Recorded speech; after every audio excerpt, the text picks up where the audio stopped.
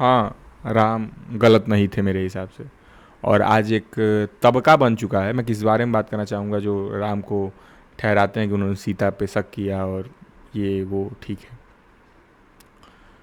मैं उस तबके पे बात करूँगा जो एक तबका बन चुका है जिसमें कूल है राम को। मैं राम ही कहता हूँ क्योंकि मैं उनको भगवान नहीं मानता हूँ, मैं उनको एक किरदार मानता हूँ। और एक किरदार जिसका इम्पैक्ट बहुतों के जीवन में बहुत रहा है। ठीक है, मेरे जीवन में भी रहा है, पर मेरे जीवन में उनसे ज़्यादा किसी और का रहा है। वो कृष्ण हो सकते हैं, कृष्ण ही हैं शायद, पर मैं किरदार के तौर पर ही देखता हूँ उनको। और वो खूबसूरत किरदार हैं। ये किरदार अपने आप में लेखनी की एक एक स्टैंडर्ड सेट करते हैं कि इस तरह से आप किसी किरदार को लिख सकते हैं। ठीक है, इतना कंसिस्टेंट लिख सकते हैं एक किरदार को। तो मैं ये देखता हूँ कि एक तबका है, क्योंकि मैं एक दिन बात कर रहा था एक देवी जी से, उन्होंने बात ही बात में कहा कि आई हेट राम। हेट एक बहुत स्ट्रांग वर्ड है। आप किसी किरदार को नापसंद या पसंद करते हैं, ठीक है, वो तो आपकी चॉइस, आप चाहें तो हेट भी कर सकते हैं। Who the hell am I to say about this. मैं कौन ही होता हूँ इस पर बोलने वाला। और मैंने कभी रामचरितमानस नहीं पढ़ी है।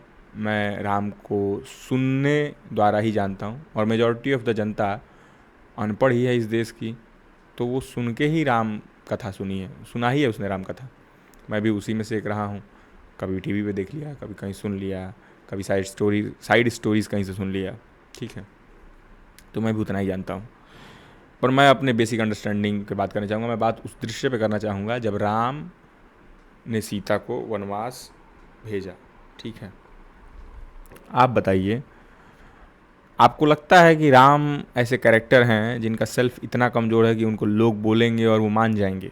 अगर आपको लगता है हाँ, क्योंकि धोबी ने कहा था कि पता नहीं किसी ने कहा था कि आप कैसे सीता को रख सकते हैं, तो उन्होंने भगा दिया। तो मैं एक और बात बताना चाहूँगा कि जब Shri Ram as a god लोगों के द्वारा, क्योंकि ये मीडिया है तो यहाँ पे अपने शब्दों को थोड़ा तो मर्यादित ढंग से रखना ही पड़ेगा, भले आप अंतर्मन में कैसा भी महसूस करते हो, मैं उनको राम ही कहता हूँ या राम ही मानता हूँ। तो जब श्री राम या राम जाते हैं वनवास के लिए, तो लोग उनके पीछे आते हैं कि आप मत जाइए, आप मत जाइए, पर वो नहीं रुकते हैं, वो जाते हैं।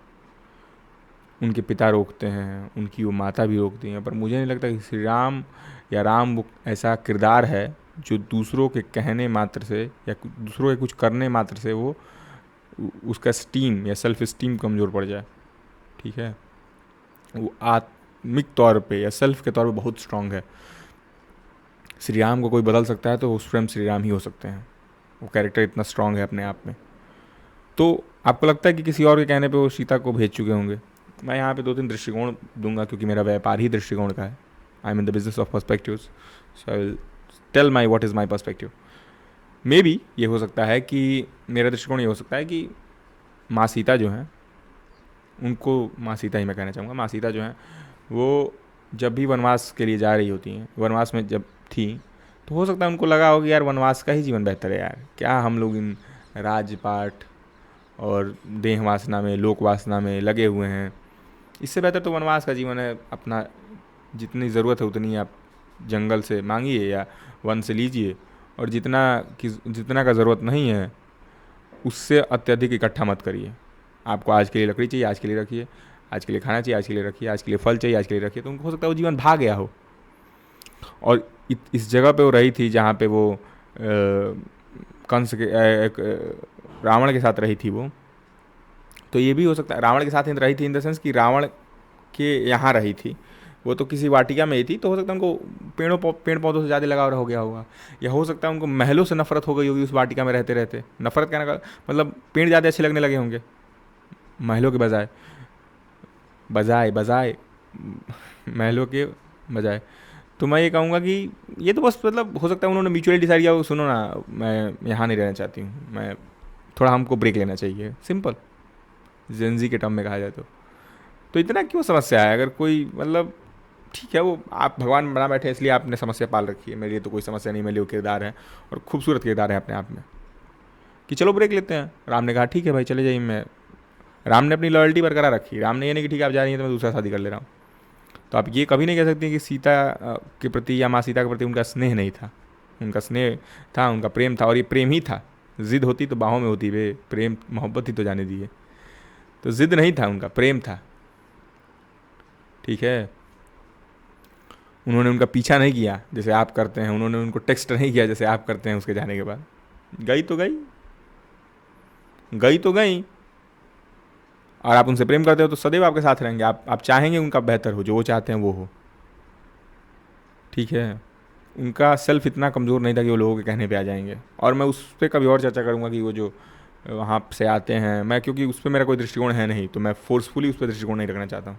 इस पर मैं सोचते सोचते मेरे दिमाग में आ गया, तो मुझे लगा ये साझा करना चाहिए कि हम किरदार को किरदार के तौर पर देखें। तो इतने खूबसूरत किरदार हैं, उनको देखने में इतना अपने आप में निर्मलता आ जाता है, उनके गाने उन पर जो बने हैं उनको सुनिए तो अपने आप में इतनी पावनता आ जाती है। पुराने गाने खासकर जो भजन के रूप में बनाए गए हैं। मैं तथाकथित तौर पे हो सकता है लोग मेरे को एथिस्ट ही कहते हों, और मैं भी अपने आप को बाय डेफिनेशन मतलब एथिस्ट ही कहूँगा, पर मैं फिर भी उस किरदार में इतनी सौम्यता है कि आप उससे प्रेम कर बैठते हैं। तो उसमें नफरत करने जैसा तो कुछ नहीं है देवी जी, मैं आपसे ही पूछ रहा हूँ और मैं सभी से पूछ रहा हूँ। गलतियाँ हुई हैं उस किरदार से, गलतियाँ तो महात्मा गांधी जी से भी हुई हैं, गलतियाँ भगत सिंह से भी हुई होंगी। गलतियाँ किससे नहीं होती हैं? भगत सिंह भी तो अच्छे पुत्र नहीं बन पाए। पर ठीक है यार, जीवन है, होती है सबसे।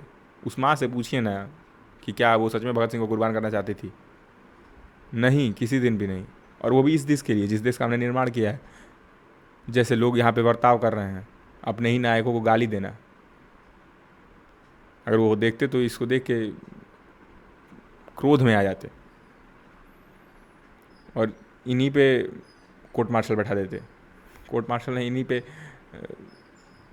आज़ादी की जंग छेड़ देते कि इनको आज़ादी, इनको हटाओ पहले यहाँ से।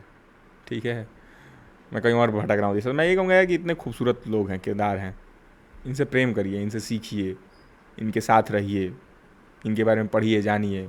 नफ़रत मत करिए, नफ़रत करने जैसा कुछ नहीं है इनमें। नापसंद जैसा करने हो सकता है कि कुछ चीज़ आपको नापसंद हो जाए, जो कि स्वाभाविक है, पर नफ़रत करने जैसा कुछ नहीं है उनमें, किसी किरदार में। ठीक है, खैर आपका जो ओपिनियन है मैं उसका सम्मान करता हूँ। आप नीचे कमेंट बॉक्स में लिख सकते हैं। मैं सुनना पसंद करूँगा, मैं कमेंट्स देखना पसंद करूँगा अगर आप करते हैं तो। और आप यहाँ तक मुझे देख रहे हैं तो बहुत बहुत धन्यवाद।